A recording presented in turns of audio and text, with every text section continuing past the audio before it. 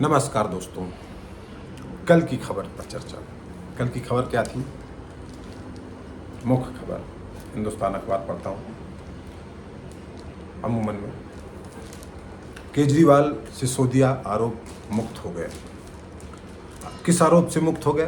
उन पर आरोप था शराब घोटाले का, जिसमें सीबीआई और इन्फोर्समेंट डायरेक्टरेट दोनों ने जो है मुकदमा कर रखा था। और इस मुद्दे पर जो है संजय सिंह जेल में रहे, केजरीवाल 6 महीने 7 महीने जेल में रहे और मनीष सिसोदिया लगभग 2 साल जेल में रहे। और कोर्ट ने उनको बरी कर दिया। और ये इम्पॉर्टेंट नहीं है कि बरी कर दिया, ये महत्वपूर्ण नहीं है कि बरी कर दिया, महत्वपूर्ण ये है कि अदालत ने क्या टिप्पणियाँ करी कि बिना किसी साक्ष्य के जेल में डाल दिया गया। कुल मिलाकर के जिस तरह की टिप्पणियां अदालत ने करी हैं वो बहुत ही गंभीर प्रवृत्ति की हैं। सीबीआई और ईडी दोनों पर सवालिया निशान लगाती हैं, उनकी कार्य करने की शैली पर निशान लगाती हैं, उनके राजनीतिक इस्तेमाल होते जाने की बात को पुख्ता करती हैं। केजरीवाल कब जेल भेजे गए, सिसोदिया कब जेल भेजे गए? जब दिल्ली में चुनाव होने को थे, कुछ समय बचा था, साल भर पहले से। तो भूमिका जो है, उसके पहले जो झारखंड के सर्विंग चीफ मिनिस्टर को उठा के डाल दिया। हेमंत सोरेन को जेल भेजा गया चुनाव से कुछ दिन पहले। तमाम लोगों को जो है ईडी ने छापे मारे, राहुल गांधी के ऊपर छापा मारा, तमाम विपक्ष के अन्य नेताओं पर छापा मारा। और फाइनली क्या निकलता है? जो अदालत की टिप्पणियां हैं वो आप जगह जगह पढ़ ही लेंगे। तो इंटेंट है, जो हम बात कर रहे हैं इंटेंट पे कर रहे हैं कि क्या हो रहा है आज के राजनीतिक परिदृश्य में, कैसे विपक्ष के नेताओं को टारगेट किया जा रहा है, कैसे सिस्टमैटिक ढंग से पूरे सिस्टम को इरोड किया जा रहा है। और इस पर चर्चा में और आने से पहले कि देखिए कि आज की समय में जब राजनेताओं पर, अधिकारियों पर बेहद गंभीर प्रवृत्ति के आरोप लगते हैं तो भी कोई आवाज़ नहीं आती कहीं से, सूत्रों के हवाले से कह दिया जाता है चुपके से, और कोई सफाई देने नहीं आता, कोई आधिकारिक जानकारी नहीं आती, झूठ फैलाया जाता है तमाम सोशल मीडिया के लोगों के द्वारा, तमाम मीडिया के द्वारा, और तमाम चर्चाएं की जाती हैं, नैरेटिव सेट कर दिया जाते हैं कि आदमी की इमेज जो है धूल धूसरित हो जाए। ऐसे में मैं आपको एक चीज़ पे आपका ध्यान आकर्षित करना चाहूँगा कि 1971 में 1971 में इंदिरा गांधी चुनाव लड़ी थी रायबरेली से, और उनके प्रतिद्वंदी थे राज नारायण। और चुनाव इंदिरा गांधी जीती रायबरेली से। राज नारायण ने आरोप लगाया देश की एग्जिस्टिंग प्रधानमंत्री के ऊपर, देश की सर्विंग प्राइम मिनिस्टर के ऊपर ये आरोप लगाया कि उन्होंने रायबरेली में हुए चुनावों में सरकारी मशीनरी का गलत दुरुपयोग किया अपने चुनाव को जीतने के लिए। ये मामला बढ़ते बढ़ते हाई कोर्ट तक चला गया। वहाँ पर थे जज जो थे, उनका नाम था जगमोहन लाल सिन्हा जी। उन्होंने राजनारायण की याचिका पर सुनवाई करते हुए फैसला दिया कि इंदिरा गांधी ने जो रायबरेली में चुनाव जीता, श्रीमती इंदिरा गांधी का वो चुनाव अवैध है, क्योंकि उन्होंने सरकारी मशीनरी का दुरुपयोग किया। अब समझने वाली बात यह है कि सरकारी मशीनरी क्या थी। तो सरकारी मशीनरी ऐसी थी कि जो है कुछ राज्य सरकार की सेवाएं जैसे पंडाल इत्यादि लगा लेना, उसमें कुछ गाड़ियां इस्तेमाल कर लेना, और एक सबसे जो महत्वपूर्ण बात थी वो थी कि इंदिरा गांधी के दफ्तर में एक जो है सर्विंग अधिकारी थे कपूर साहब। उन कपूर साहब ने रिटायरमेंट होने से पहले, मतलब सरकारी सेवा में रहते हुए, इंदिरा गांधी के चुनाव में प्रचार प्रसार किया और उनकी कुछ चीज़ों को मैनेज किया।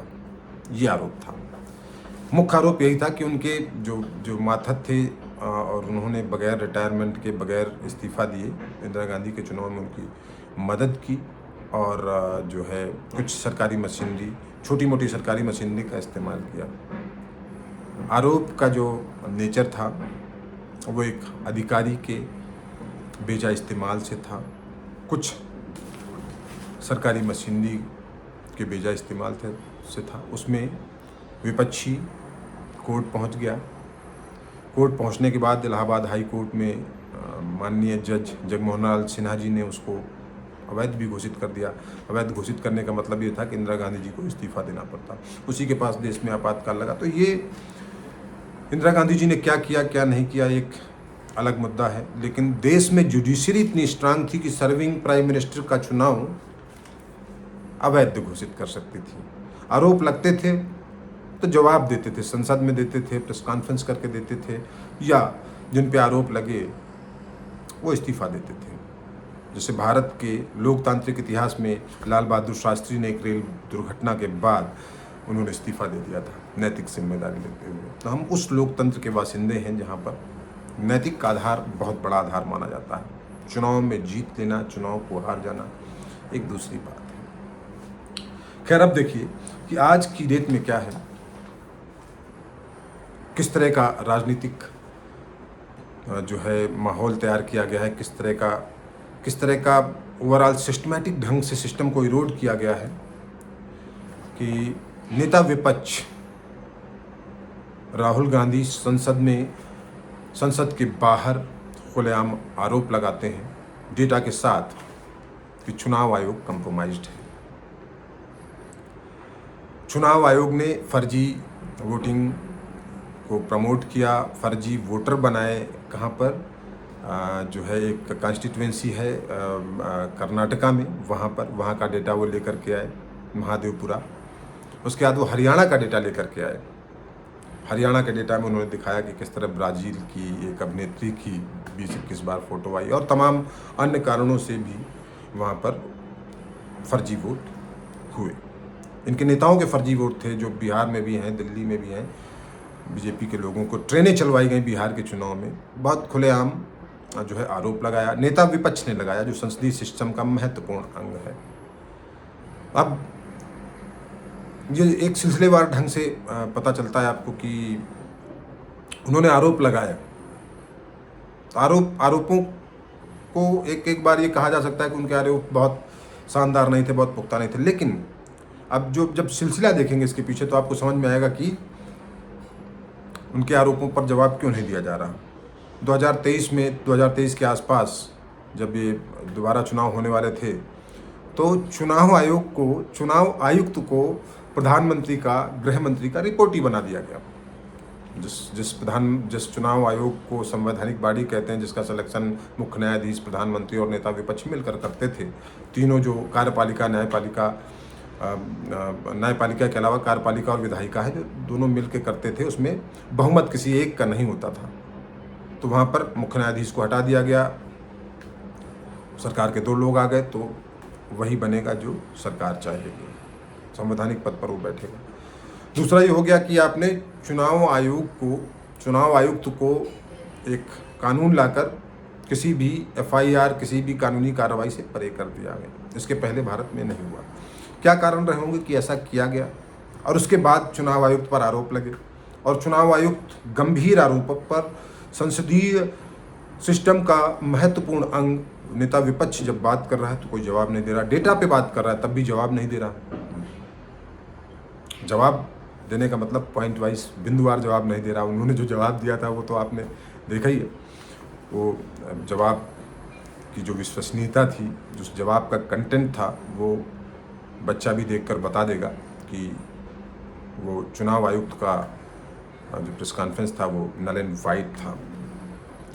सो आप ये देखिए कि इतने गंभीर आरोप लगने के बाद, इसके पहले भी जो है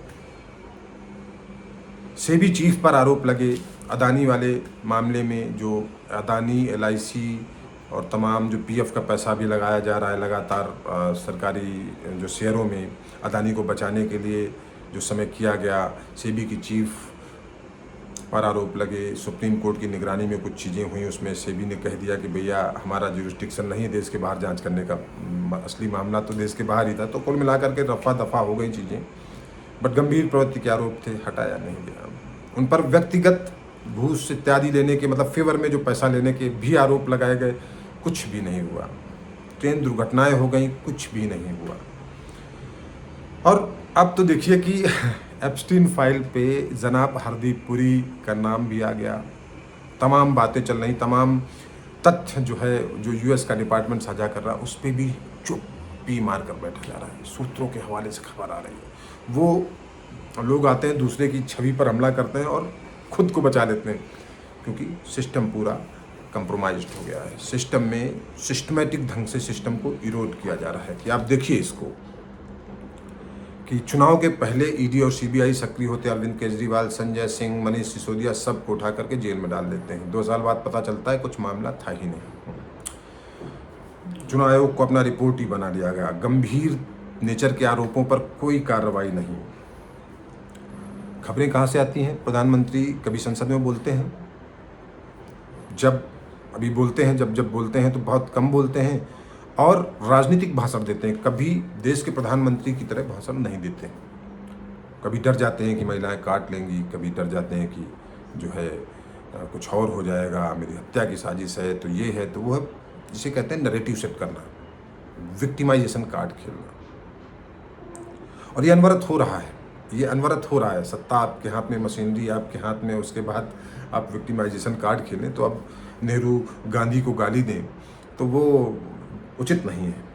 तमाम तरह के लोग छोड़ दिए जाते हैं जो आसपास बकवास करते रहते हैं, बट वो खुद कुछ नहीं बोलते। यूएस अमेरिका की जो ट्रेड डील हुई, उसमें क्या हुआ हम सब जानते हैं।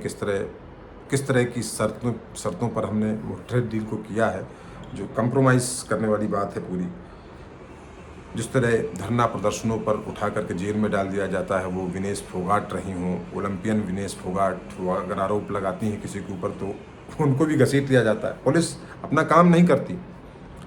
सीबीआई, ईडी सरकारी काम कर रही हैं। जो सरकार की इंटेंशन है, सरकार की जो ज़रूरतें हैं उनको फुलफिल करने के लिए, तो समझिए कि कितना गजब का बेजा इस्तेमाल हो रहा है सरकारी मशीनरी का, सरकारी तंत्र का दोहन हो रहा है। और किसी भी तरीके से उसको जो है ना मानने की, वो न कोई कुछ भी कहता रहे, नहीं मानेंगे। एसआईआर की जा रही है। आप समझते हैं कि जो है किस तरह का, कितने दिन से कोर्ट में केस चल रहा है और कोई फैसला ढंग का नहीं आ पा रहा है। और इसमें कोई दो राय नहीं होनी चाहिए कि जो है एसआईआर का इंटेंट क्या है। तुम प्रूव करो कि तुम नागरिक हो। आप प्रूव करिए कि आप, चुनाव आयोग को प्रूव करना है कि हम नागरिक हैं। कोर्ट ने भी कहा आधार कार्ड, जब पूरा सिस्टम आधार कार्ड पर चल रहा है, भारत में पूरा सिस्टम आधार कार्ड पर चल रहा है, उस एक आदमी की फिंगरप्रिंट से पहचाने, तो क्यों नहीं आप आधार को ही वोटिंग एज के हिसाब से वोटिंग वो बना देते हैं। आप आधार में जन्म प्रमाण पत्र लेते हैं, तमाम तरह के, और उसको स्ट्रिक्ट कर दीजिए और उसी को उठा करके उससे जो है वोटर बना लीजिए। क्यों एक अलग सिस्टम आप क्रिएट कर रहे हैं? वो अलग सिस्टम एररनुअस है। जो वोट बनाने वाले लोग थे, पहले आप देखिए कि किसी जो है मतदाता पहचान पत्र में किसी का सही नाम लिखा हो, हिंदी गलत लिखी होगी, अंग्रेजी गलत लिखी होगी, जो है जन्म तिथि गलत लिखी होगी, कोई प्रमाण नहीं मांगा जाता था उसके लिए, और वोट कई जगह हो जाते हैं। तो जब इतना ऑथेंटिक डेटा उपलब्ध है आपके पास, हाई स्कूल से आप हाई स्कूल इंटर का डेटा निकलवा लीजिए, मार्कशीट निकलवा लीजिए, उसके बेसिस पे आप कर लीजिए। क्यों पूरी दुनिया को परेशान कर रहे हैं? और दूसरी चीज़ कि जो है वो डेटा सही नहीं है। गाँवों में प्रधानी के चुनाव में लोग फर्जी वोट बनवा करके जो है वोटिंग करते थे। आपका स्टेट का चुनाव आयोग कुछ और कह रहा है, केंद्र का चुनाव आयोग कुछ और कह रहा है। तो डेटा में बड़ा मिसमैच है। 4-4 करोड़ वोट काट दिए जा रहे हैं। भैया कहाँ, कैसे? लोग एग्जिस्ट ही नहीं करते। 4 करोड़ लोग मर जाएंगे, आपको पता नहीं चलेगा। जन्म प्रमाण पत्र का रजिस्ट्रेशन होता है ना, तो आप एक तरफ अपने ही सिस्टम को गलत बताते हैं, नहीं आधार कार्ड गलत है, दूसरी तरफ अपने ही सिस्टम को सही बताते हैं कि मतदाता पहचान पत्र गलत है। जबकि हकीकत यह है कि मतदाता पहचान पत्र में सबसे ज़्यादा गलतियां होती हैं, सबसे ज़्यादा एररनुअस और बगैर किसी प्रमाण के बना हुआ कार्ड होता है वो। आज की डेट में आप जो डॉक्यूमेंट मांगने लग गए, ठीक है, उनसे हो सकता है कुछ सुधार हो, बट सिस्टम का पैरेललाइजेशन भी तो हो रहा है, पैसा भी तो लग रहा है, पूरे सरकारी मशीनरी का बेजा इस्तेमाल भी तो हो रहा है, पर उस पर कोई जवाब नहीं दिया जाता हमारे माननीय चुनाव आयोग द्वारा। सीसीटीवी जो है फुटेज मिटा दी जाती है, दी नहीं जाती। अरे आप पर कोई आरोप लगा रहा है, आपका है, अदालत क्यों जाना है किसी को? अदालत में जो है क्यों आपको 40 दिन में नष्ट कर देना? जब आरोप लगाए जा रहे हैं, इसके पहले क्या इतिहास में, संसदीय लोकतंत्र के इतिहास में, चुनाव के इतिहास में कभी ऐसा हुआ कि 5 बजे के बाद वोटिंग 5-5, 6-6% बदल जाए। 5 बजे के बाद वोटिंग का आंकड़ा जारी किया जाता था और वही सब आंकड़ा माना जाता था, उसमें 1-2% का झोल हो गया तो हो गया, अदरवाइज़ 4-4 दिन बाद वोटिंग के पैटर्न जो है जारी किए जा रहे हैं, वोटिंग का परसेंटेज जारी किया जा रहा है, मैनेज किया जा रहा है, सब कुछ मैनेज किया जा रहा है। जो चुनाव आयोग का डेटाबेस है उसमें आप जो PDF देते हैं, आज की डेट में जब मैं अपना खुद का वोट बनवा रहा था तो मेरे को ढूंढना मुश्किल हो गया था कानपुर में मेरा जो है वोट कहाँ पर था, किस उसमें था, विधानसभा में था, किस सारी बूथ में था। विधानसभा तो पता थी मेरे को। आप ये देखिए कि जब 4 साल पहले जब मैंने नोएडा में अपना वोट बनवाया था, वहाँ का वोट कैंसिल करवा करके, कानपुर का वोट कैंसिल करवा करके, तो मैं जब गया और मैंने सर्च किया उसमें तो मेरे कितने वोट हैं उसने बता दिया कि आपके एक गांव में है और आपका एक कानपुर में। मैंने तुरंत उनको कैंसिल कराया और मुझे उस समय जानकारी नहीं थी कि डुप्लीकेट वोट है। जब मैंने उनको कैंसिल कराया उसके बाद मैंने नोएडा में करा लिया। बट आप एक क्वेरी और एक नाम डालकर सब कुछ सर्च कर सकते थे। आज की डेट में आप उसमें जो है कुछ सर्च ही नहीं कर सकते। क्यों भैया? ट्रांसपेरेंट अगर रहना है आपको तो उठा करके दे दीजिए ना डेटा, किस चीज़ का डर है। सो कुल मिलाकर के जो है पूरा सिस्टम कंप्रोमाइज़ हो रहा है। विपक्षी नेताओं पर लगातार अनवरत जो है कार्रवाई की जा रही है। आपके तमाम नेताओं पर आरोप लगे, तमाम घोटाले हुए मध्य प्रदेश में, लेकिन सरकार हिलती नहीं है, कोई पूछता नहीं है। जो उनके साथ आ गया वो साफ हो गया, जो उनके विरोध में बात करेगा, भले वो प्रदर्शन कर रहा हो, विनेश फोगाट हो, भले ओलंपियन हो, भारत की शान हो, बट ना कॉलर पकड़ के उनको भी घसीटा जाएगा। ये हालत है देश की, और ये हालत अखबार और अदालतें बता रही हैं। अदालतें भी कमज़ोर हुई हैं, अदालतें भी कमज़ोर हुई हैं, क्योंकि जजों के भी घर होते हैं और जो तानाशाह नेचर के लोग होते हैं वो किसी के घर में भी घुस जाते हैं। वीडियो बनाने पर आपके घर आ जाएंगे, गिरफ्तार कर लेंगे। ये किस तरह की तानाशाही है? आप ट्रंप बनते जा रहे हैं कि वेनेजुएला के राष्ट्रपति को उठा ले जाएंगे, इसको उठा ले जाएंगे। अरे आप मोहनदास करमचंद गांधी के देश के हैं, नाथूराम गोडसे को पूजना छोड़िए। आप मोहनदास करमचंद गांधी के देश में हैं, जहाँ पर जो आज़ादी आई है, जो लोकतांत्रिक व्यवस्था चलती है, वो मोहनदास करमचंद गांधी के सिद्धांतों से चलनी चाहिए। वैसा नहीं कि नेहरू को गाली दे दी, गोडसे को पूज लिया और काम हो गया। शुक्रिया। देखिए कि किस तरह बेजा इस्तेमाल होता है। आप अपना खुद का निर्णय लीजिए। शुक्रिया।